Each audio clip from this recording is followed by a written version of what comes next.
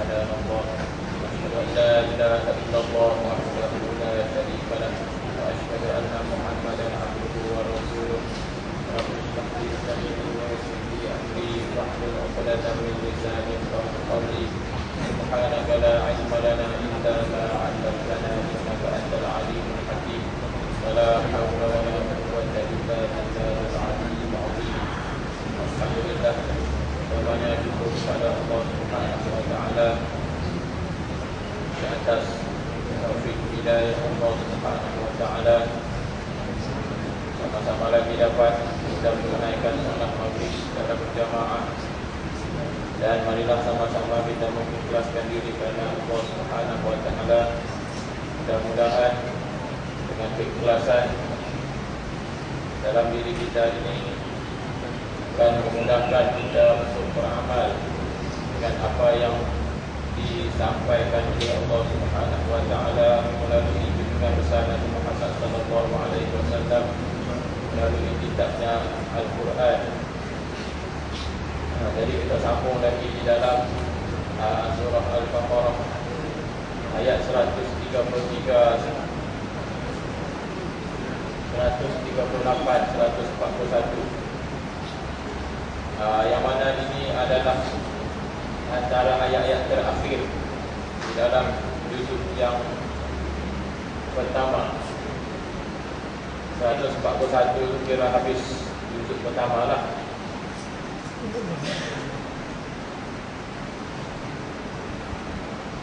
A'udzu billahi minasyaitonir rajim. Bismillahirrahmanirrahim. صبغة الله ومن أحسن من الله صبغة ونحن له عابدون قل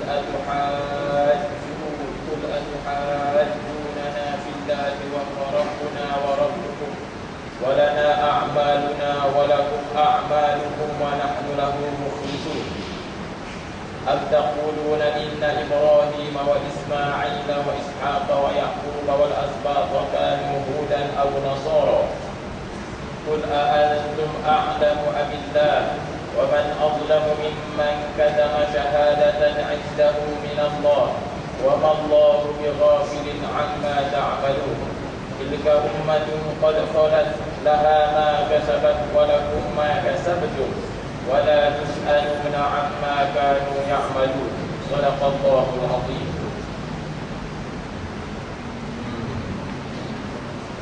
Maksudnya,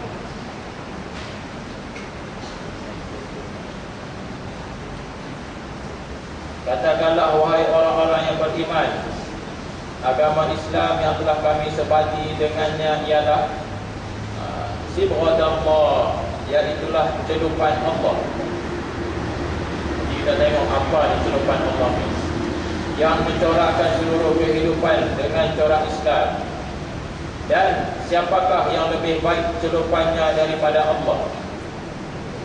Yakni kami tetap percayakan Allah, dan kepadanya lah kami beribadat.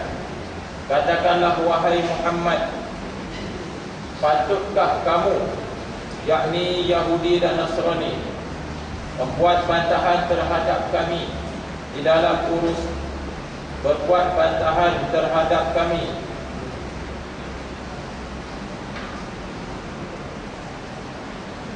iaitulah kepada Allah Subhanahu wa taala, di atas pilihan Allah Subhanahu wa taala dan kurniaan Allah Subhanahu wa taala, sedangkan dia adalah Tuhan kita, Tuhan kamu dan Tuhan bagi kami. Tuhan kamu dan bagi kami apa yang kami kerjakan, dan bagi kamu apa yang kamu kerjakan, dan kami hanyalah ikhlas kepadanya. Dan patutkah kamu berkata sesungguhnya, iaitulah Yahudi dan Nasrani berkata sesungguhnya Ibrahim dan Ismail dan Ishaq dan Yaqub dan Al-Asbat, yakni anak cucu kepada Nabi Yaqub, Bani Israel, mereka menyatakan bahawa, adakah patut mereka menyatakan bahawa semua para Nabi ini adalah Yahudi ataupun Nasrani?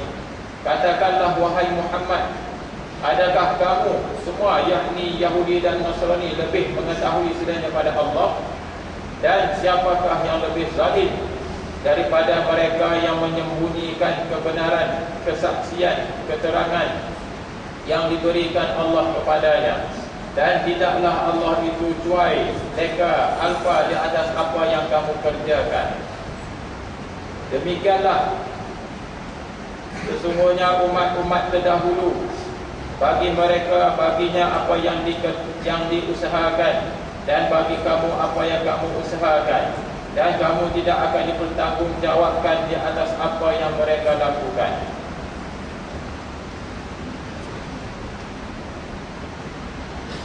Sebelum itu kita tengok sebab turunnya ayat 138 berkenaan sibrah Allah, celupan Allah. Sibrah ni celup.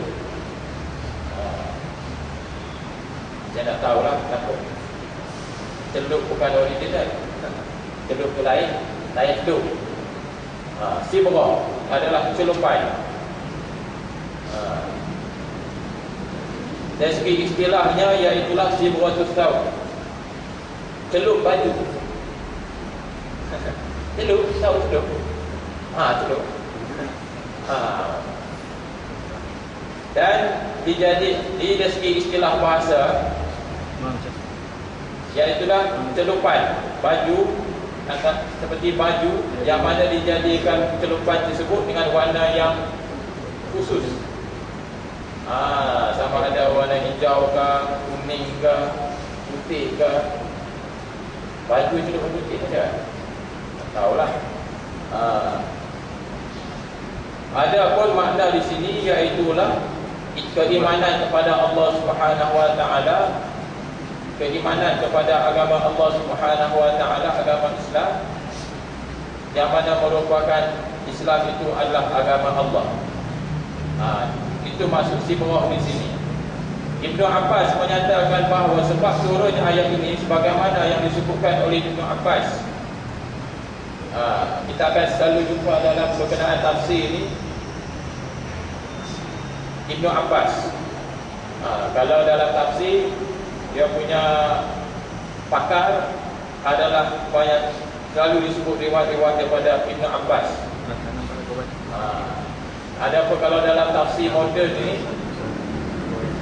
kita tafsir bukan moden lah, yang ada yang ada dengan kita sekarang ni, yang induknya adalah tafsir Ibnu Jarir At-Tabari. Induk dia paling besar lah. Kalau dalam tafsir yang terkenal At-Tabari. Kalau dalam hadis, selalu kita tahu memang maklum, iaitulah Bukhari dan Muslim. Manakala kalau dalam bidang fiqh, kalau tidak silaplah, Ibnu Hajar dan Syekh Ramli, pakar dalam bidang fiqh dalam mazhab Imam Syafi'i. Kalau bidang lain tu nak tahulah. Dia masing-masing dalam bidang tu dia ada pakarnya dalam setiap bidang. Ibnu Abbas menyatakan bahawa sesungguhnya inna nasara kana idza walada li ahadihim walad fa ata alaihi sab'atu ayyam sababu fi ma illahum yuqalu al-mahmudi yutahhiru bidzalik wa yaqulu hadza tahur. Ibnu Abbas menyatakan sesungguhnya orang Yahudi apabila lahir anak di kalangan mereka, kemudian apabila sampai hari yang ke-7, di ke-7 hari juga ni, mereka akan mencelup anak itu di dalam air. Baptis hari berapa dah kan? Tahu? Baptis kan dia panggil? Hari ke-7. Tak tahulah. Sebab Ibn Abbas sebut apabila sampai hari ke-7, orang Nasrani, Kristian lah, akan celup anak budak ni, baby ni ke dalam air. Celup lah, bukan selam bagi mampu. Celup. Tak selam. Tidak, celup. Untuk membersihkannya. Dan mereka berkata, apabila sudah dicelup, hadza tahur, maka bersihlah dia. Iaitulah di antaranya tempat, dikata tempat berkhitan, bersunat. Apabila mereka lakukan demikian, maka budak itu bagi mereka jadilah Nasrani secara sah, secara rasmi. Bukan secara sah, secara rasmi. Hari ke-7. Tuan-tuan ada maklumat ke tentang ni? Baptis ni bila baptis? Siapa tahu? Kongsilah, boleh kongsi-kongsi maklumat. Saya pun tadi macam mau tanya. Ada cikgu sekolah yang bukan Islam tu, tapi tidak juga tertanya sebab dia tanya, kenapa Ustaz? Dia malah jawab pula. Tapi yang pasti hari ke-7 mereka celup. Macam kita lah, cukup kepala yang ke-7. Cukup kepala tu cukup rambut tuan-tuan.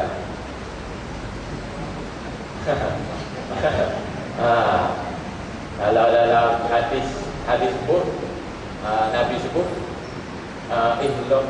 ihlik roksu, cukup kepalanya. Kalau Nabi sebutlah cukup kepala.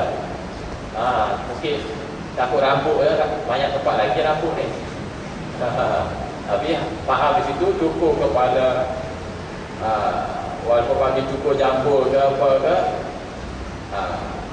cukup kepala, cukup rambut lah di kepala tu ke semuanya, bukan tinggal sikit, bukan tinggal jambul cukup tu. Hari ke-7.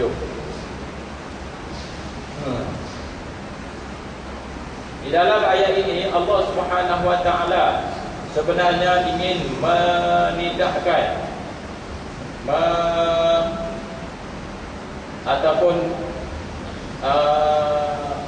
apa dipanggil menafikan satu amalan yang dilakukan oleh orang Nasrani, iaitulah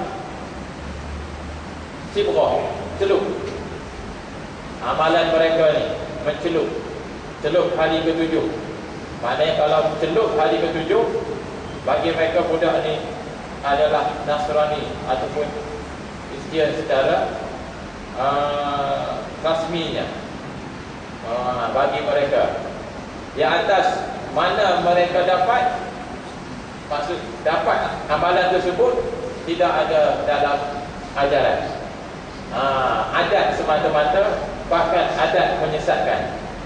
Sebab itulah adat ni, tengoklah ada sandaran atau tidak. Kalau tidak ada sandaran, baik, tidak ada sandaran ataupun usul daripada Islam, tengok pula lepas satu, bercanggah atau tidak dengan Islam. Kalau lepas yang tapisan kedua ni, bolehlah mau teruskan. Yang pasti kena ukur dengan panduan Islam dulu. Dia tidak boleh sebarang-sebarang. Adat-adatlah, tapi Islam didahulukan. Jangan pula adat didahulukan, Islam sekali-sekala tak tapuk di belakang Islam. Jangan begitu. Siapa kita kalau tidak kerana Islam? Di dalam ayat terdahulu Allah Subhanahu Wa Taala mengajar orang Islam, orang mukmin, supaya mereka berkata, kami beriman dengan Allah dan kitabnya dan Rasulnya, dan kita diajar oleh Allah Subhanahu Wa Taala supaya tidak membeza-bezakan seorang pun di kalangan Rasul dan kitab-kitab yang diturunkan.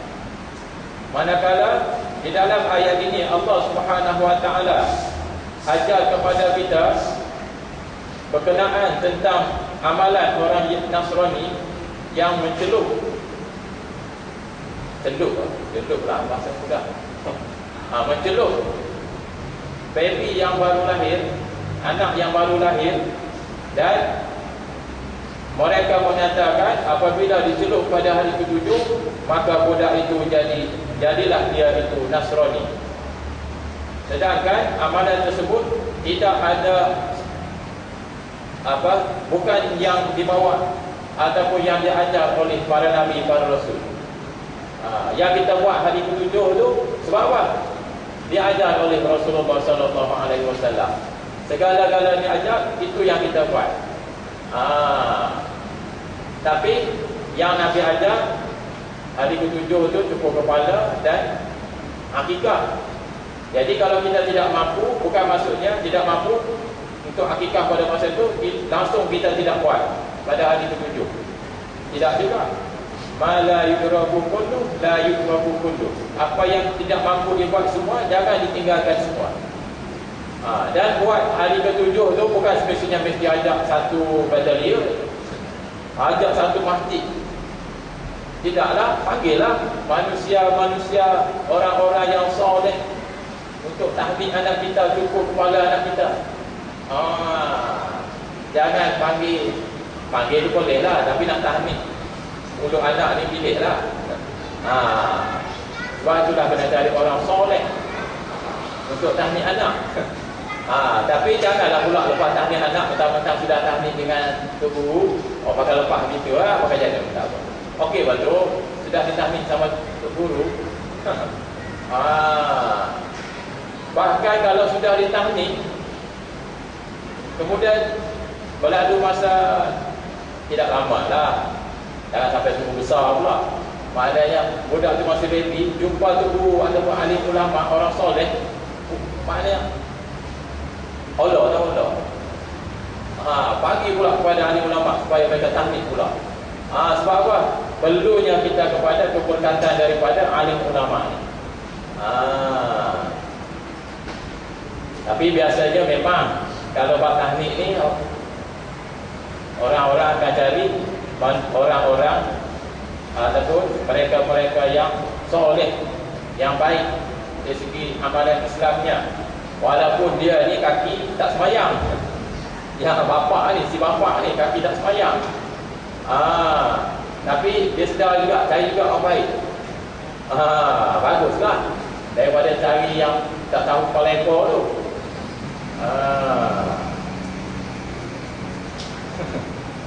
Macam hal ni.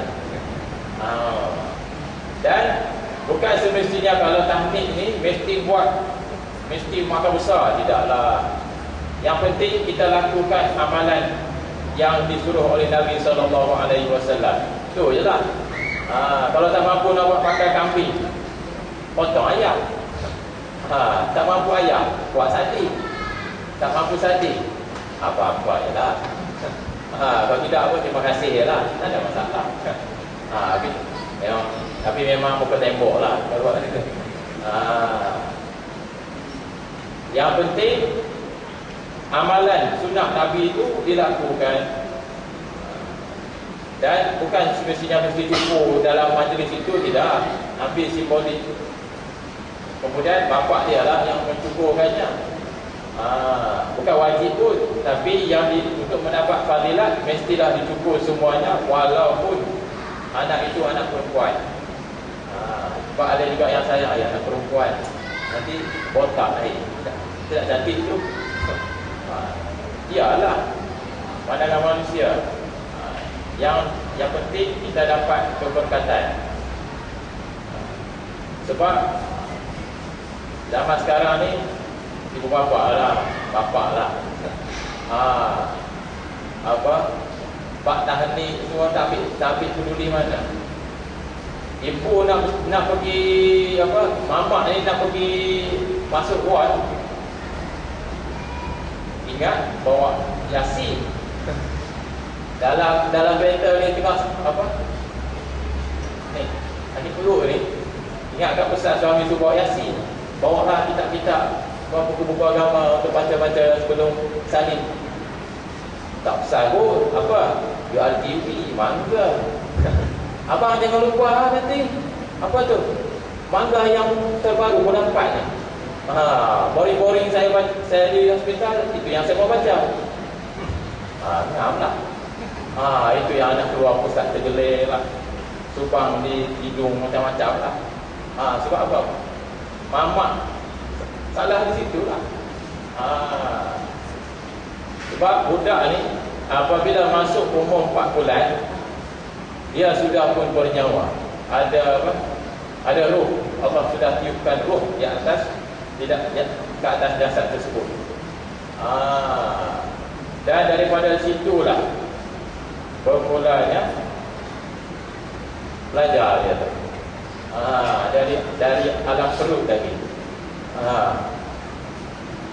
Kalau orang yang apa panggil education, pendidikan, dia tahu pelajaran ni bermula daripada alam rahim lagi. Macam contoh, ada satu program bahasa Inggeris, Grolia. Tahu Grolia? Yang bahasa Inggeris tu lah. Dia datang mengamping di sekolah. Lama lah, cerita lama. Jadi saya pun mau dengar harga dia 1,000 lebih, katup perut. Dengan 100 lebih katup perut. Sebab iyalah, benda pendidikan ni semahal lah. Kalau benda minat tu, berapa? 2K. Okey banyak. Jadi dia tanya dia tanya, tidak mau ke situ, mau untuk pendidikan anak-anak ni? Saya ingat, saya terlepas lah sebab masa tu belum ada anak.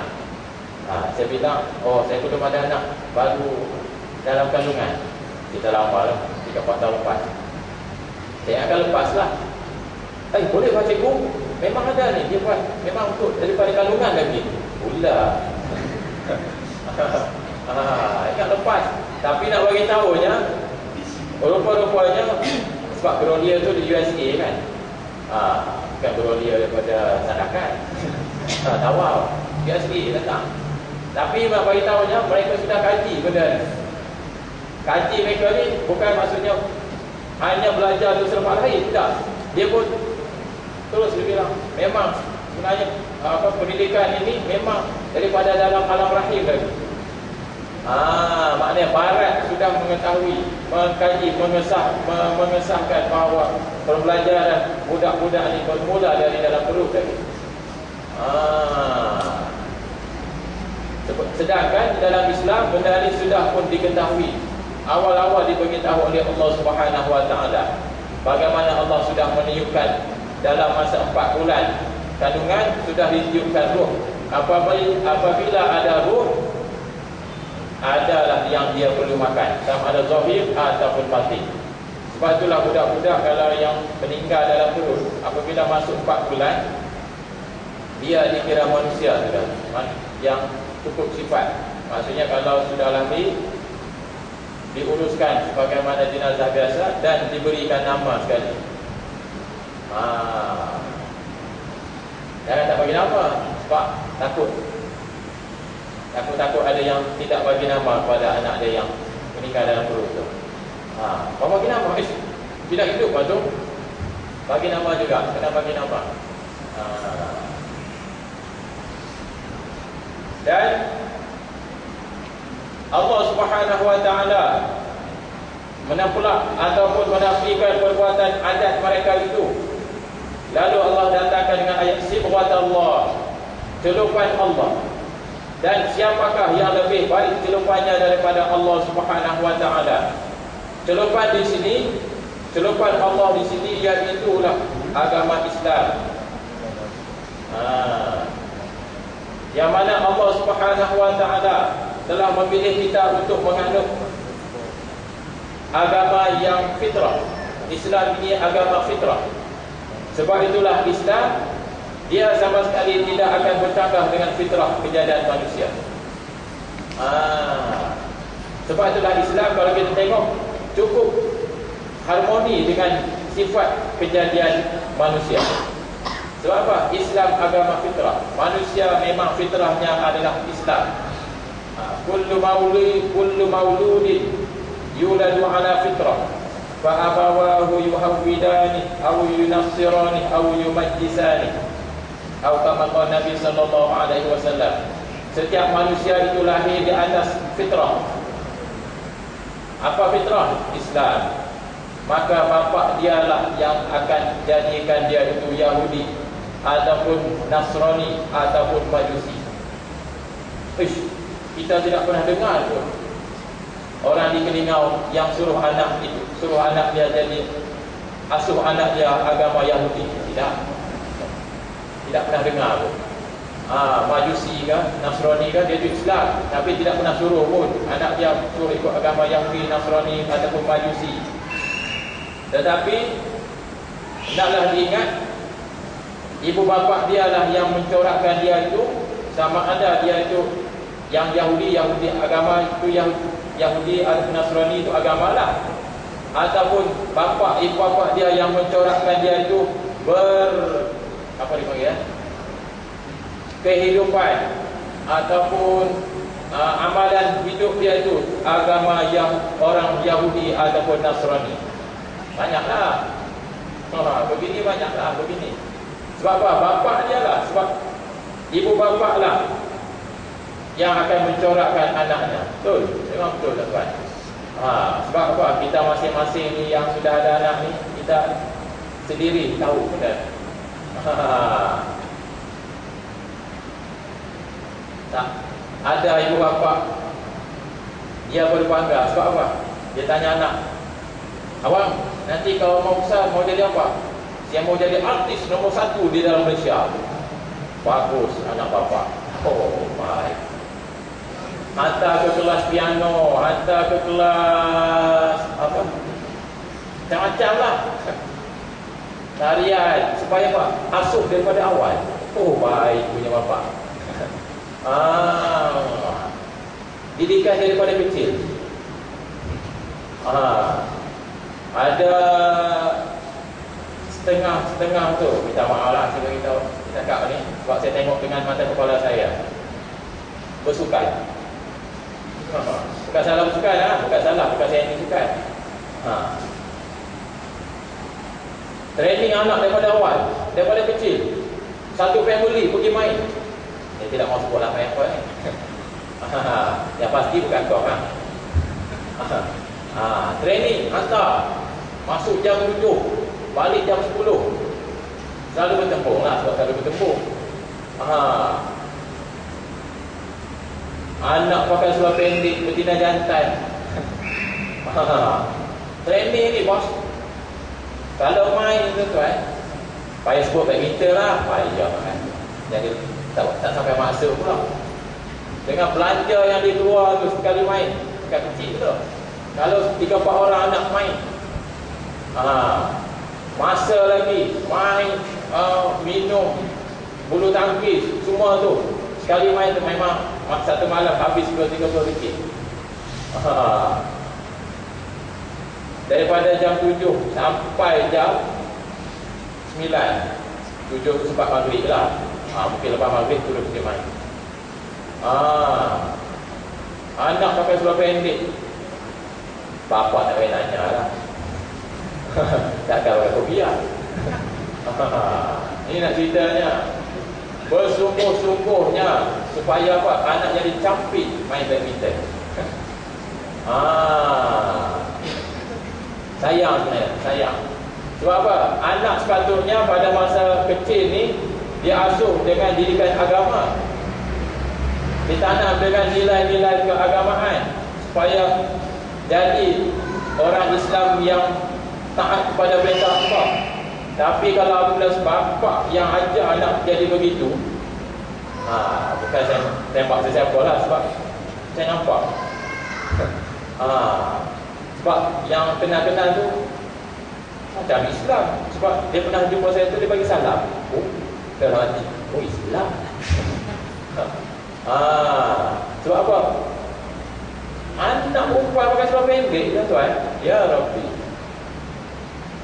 Ustaz tengoklah sekarang tu. Kita nak main badminton jadi payah. Kacau ni, kita yang kacau sebenarnya. Sebab apa? Ibu bapa akan disoal oleh Allah Subhanahu Wa Taala kerana tidak ajar anak dia dengan ilmu fardu ain. Ini semua akan disoal tuan.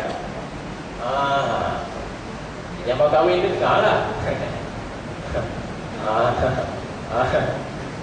Supaya jangan pula jadi nanti tidak pula ustaz kasih tahu itu. Nanti saya beritahu lah. Untuk diri saya sebenarnya. Sebab apa?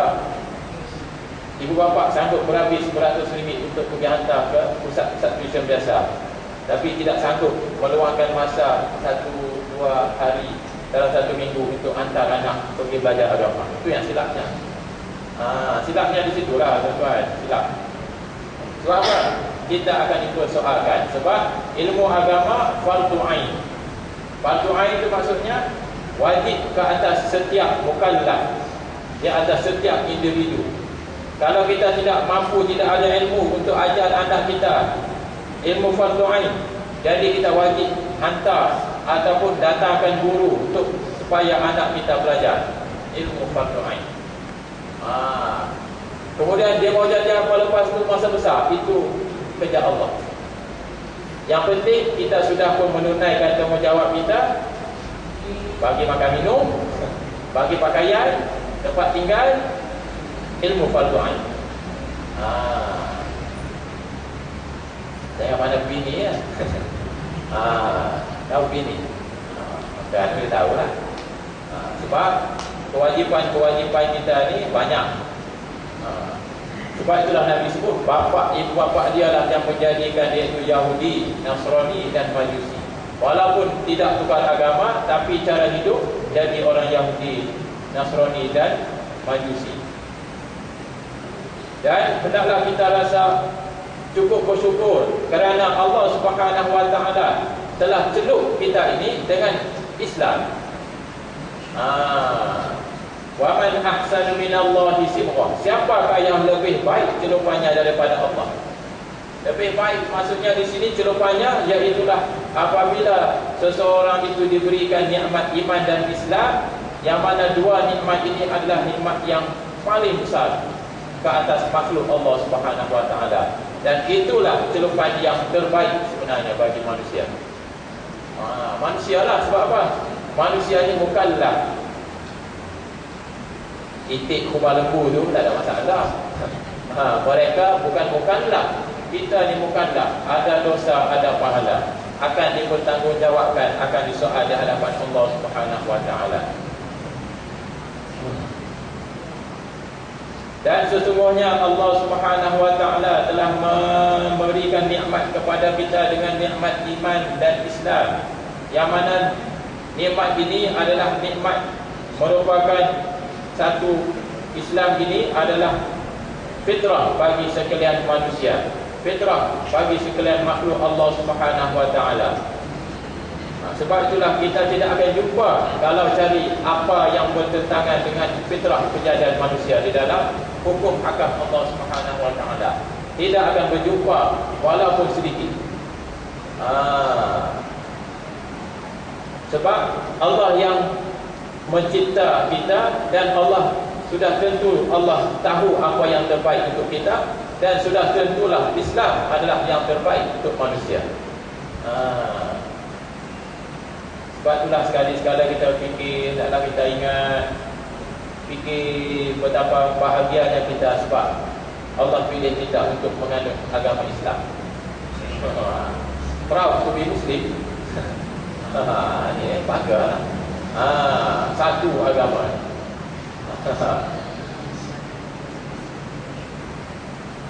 Dan kemudian Allah Subhanahu wa taala mengajar kepada Nabi sallallahu alaihi wasallam supaya berkata kepada ahli kitab, iaitulah bagaimana kamu membantah akan kami di atas apa yang telah dipilih oleh Allah Subhanahu wa taala, sedangkan kamu mengetahui bahawa Tuhan kami dan Tuhan kamu adalah satu, Esa, Tuhan yang sama. Walaupun mereka sesat, tapi hendaklah kita yakin, mengetahui bahawa Tuhan dia, Tuhan kita sama. Tuhan yang satu, cuma mereka itu sesat.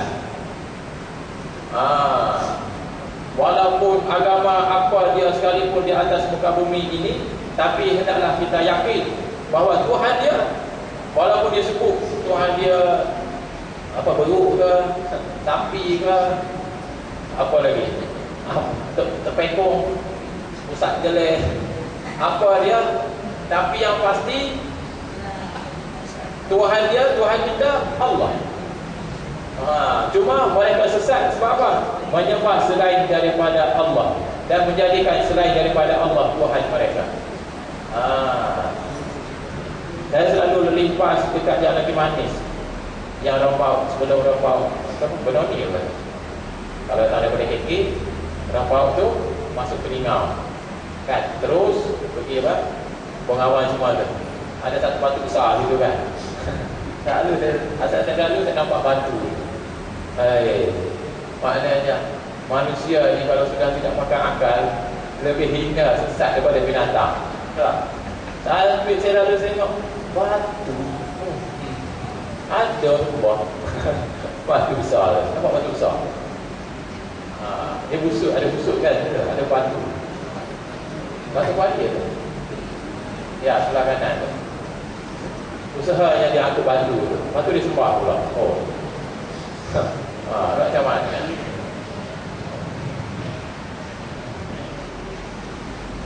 Dan mereka menyatakan bagaimana orang Yahudi mendakwa, Yahudi dan Nasrani mendakwa sesungguhnya agama yang benar itu adalah agama Yahudi dan Nasrani. Dan bagaimana mereka menyatakan bahawa sesungguhnya Nabi Ibrahim, Nabi Ismail, Ishak, Yaqub dan anak cucu mereka adalah mengikut agama Yahudi dan Nasrani. Sedangkan kalau tuan-tuan tengok sejarah, bilakah munculnya Yahudi, nama Yahudi, dan bilakah munculnya nama Nasrani? Tidak pernah dalam satu catatan pun yang menyebut bahawa Nabi Musa membawa agama Yahudi ataupun menyebut tentang Yahudi. Dan tidak ada satu pun yang menyebut Nabi Isa bawa agama Yahudi ataupun mengakui agama Nasrani ataupun mengakui Nasrani. Dua nama ni dicipta ataupun direka selepas kematian Nabi Musa dan Nabi Isa alaihissalam dalam jarak ratusan tahun juga lama. Ada riwayat menyebut 500 tahun, 600 tahun selepas wafatnya Nabi Musa dan Nabi Isa alaihissalam. Tapi bagaimana mereka boleh menyatakan bahawa sesungguhnya para nabi ini beragama Yahudi dan Nasrani? Datangkan hujah kamu. Dia satu benda yang kita nak bawa ni, nak bagi tahu, kena ada hujah, kena ada sandaran, bukti. Satu-satu amalan di dalam Islam ada hujah, ada bukti, ada sandaran. Macam kita datangkan satu fatwa, satu hukum, ada bukti, ada sandaran. Sebagaimana yang dibawa oleh ulama-ulama, imam-imam mujtahid, mereka ada sandaran, mereka ada hujah, ada bukti. Kita ni setakat ambil daripada apa yang mereka kaji. Sebab kita ni tahap biasa orang marhi, bukan mujtahid. Untuk mengeluarkan satu pendapat, satu hukum, kita nak ayat Fatihah pun masih bertaburan maksud dia. Macam mana mau mengeluarkan hukum? Alim ulama ni, mereka ni yang mengeluarkan hukum ni memang layak mereka mengeluarkan hukum berdasarkan apa yang mereka ketahui daripada kitab Allah dan sunnah Nabi SAW. Dan dengan sandaran inilah mereka akan berhujah dengan Allah Subhanahu Wa Taala. Sebab tu setiap mereka ni ada sandaran masing-masing. Sebab itulah dalam mazhab-mazhab kita tidak boleh condemn mazhab lain. Sebab apa? Masing-masing ulama ini ada sandaran dia masing-masing. Kita tidak, siapa kita mau condemn Imam Malik ataupun Imam Abu Hanifah ataupun Imam Syafi'i atau siapa saja imam. Sebab itulah kalau alim ulama bertelaga, kita ni yang bawah ni tiap je. Macam kisah perang-perang antara Sayyidatina Aisyah dan Ali karramallahu wajhah. Kita tak boleh campur. Setakat kita tahu untuk pengetahuan, bolehlah mengetahui sirah. Tapi siapa kita untuk condemn Siti Aisyah dengan Ali? Tak boleh. Sebab itulah kita dengan alim ulama, kita tak boleh sebarang-sebarang condemn dia. Melainkan kalau dia sudah mengeluarkan satu fatwa ataupun satu pandangan yang jelas boleh bertentangan dengan ijma' ulama, itu lainlah. Ulama dia pula ada ijma' dia, kesepakatan dari segi ulama, sehingga boleh sepakat ulama ni boleh dikira ambil sebagai salah satu sumber hukum di dalam Islam. Al-Quran, Sunnah, Qiyas, ijma' ulama. Yang lain. Sebab apa? Nabi SAW memberikan jaminan tidak akan umat aku tidak akan bersepakat di atas kesesatan. Selagi mana berpegang kepada dua Al-Quran dan Sunnah Nabi. Dan Hasan Al-Basri ada menyebut, laulal ulama lasaran nasu kal bahari. Tanpa ulama ini, nescaya jadilah manusia itu seperti binatang. Sebab apa? Ulama menjadi pelita bagi manusia, bagi kita. Saya bukan ulama lah. Saya ni ustaz kampung lah. Tak campur, cabut. Tak biasa saya jaga sekolah. Dan seterusnya Allah Subhanahu Wa Taala mengajar lagi, mengajarkan, memberi pengajaran kepada Nabi sallallahu alaihi wasallam supaya diberitahu kepada manusia, iaitulah apa yang kamu kerjakan itu yang kamu dapat, apa yang kami lakukan itu yang kami dapat, dan bagi kamu apa yang kamu kerjakan, dan itulah yang kamu akan dapat.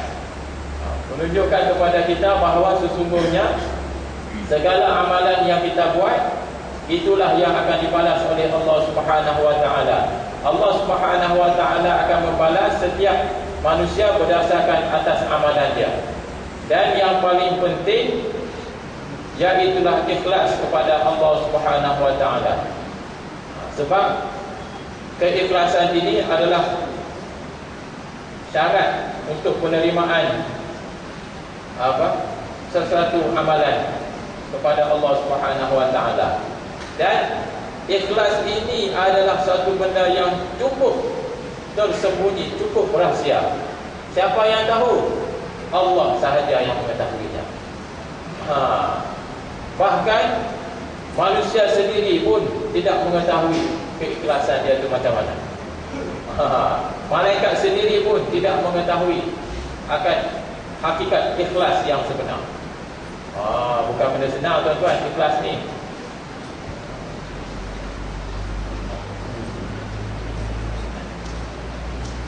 Yang pasti ikhlas ini iaitulah mengharapkan hanyalah semata-mata kerana Allah Subhanahu Wa Taala. Walaupun ada ketika-ketikanya kita ini, jiwa-jiwa manusia ini terganggu, tergugat oleh bisikan-bisikan syaitan. Supaya apa? Syaitan ini buat supaya sama ada amalan kita ini hancur, ataupun kita tidak melakukan amalan-amalan. Kalau sudah beramal, syaitan akan kacau supaya apa? Amalan kita ini jadi mansura, seperti debu-debu yang berterbangan. Ataupun dia kacau kita supaya apa? Tidak beramal. Ada juga. Masa beramal satu, dia kacau lagi supaya kita tidak melakukan amalan. Macam-macam lah. Rasa berat, rasa lemah, gangguan lah tu. Tapi kita kena cek diri kita lah. Kita ni sebelah mana sebenarnya? Sebelah mana maksudnya? Kalau dengan kita ni bersemangat dalam bahagian belah mana? Pihak mana? Pihak dunia ke pihak akhirat? Belah dunia ke sebelah akhirat? Memang ada ketikanya kita dengan dunia kita bersemangat, dengan akhirat ada. Sebab kita manusia, saya pun mengakui begitu juga lah.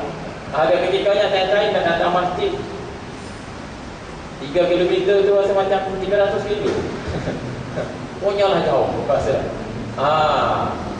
Tapi kalau usal daripada nak bawai sanggup turun ke Dina. Saya buat hotel tuan-tuan. Saya bukan nak bawai. Tempat lain. Satu lah pula. So, ada saya dengar kedapatan lah, bukan nak bawai lah. Tadi tu contoh. Contoh. Tapi yang paksa saya bagi tahu. Ada tuan-tuan sanggup turun ke Peningau, sewa hotel ramai-ramai. Sebab apa? Mau main pusat. Masya Allah, bukan berdosa lah. Tapi nak beritahu semangatnya. Inilah satu Malaysia yang kita patut puji.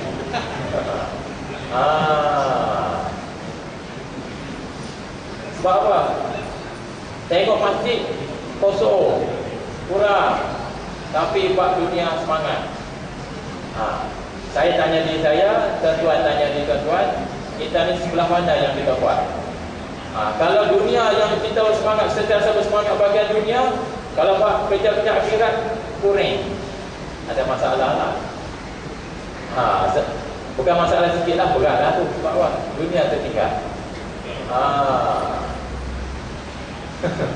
Aduh, berat. Mudah-mudahan kita ni sentiasa bersemangat di dalam benda akhirat. Walaupun sekali-sekala dunia kita lebih, dan kebanyakannya lebihlah dunia tu. Sanggup tengok bola jam 2 pagi boleh bangun tengok bola. Lepas tu subuh tak tahu mana. Fikir-fikir kan. Bukan marah tengok bola. Mudah-mudahan kita ni sentiasa digolongkan oleh Allah Subhanahu Wa Taala di dalam mereka yang bersungguh-sungguh di dalam perkara akhirat. Wallahu a'lam. Mudah-mudahan dapat memberikan kebaikan untuk kita dan sendiri tuan-tuan. Dan kita ada sikit lagi lah minggu depan. Dan mudah-mudahan kita sentiasa dipanjangkan oleh Allah, umur oleh Allah Subhanahu Wa Taala, menjadi orang yang Nabi sifatkan, mereka yang terbaik, iaitu mereka yang panjang umur dan banyak amalan, dan mudah-mudahan dijauhkan daripada yang Nabi sifatkan, panjang umur tetapi buruk amalan. Wallahu a'lam. Assalamualaikum warahmatullahi wabarakatuh.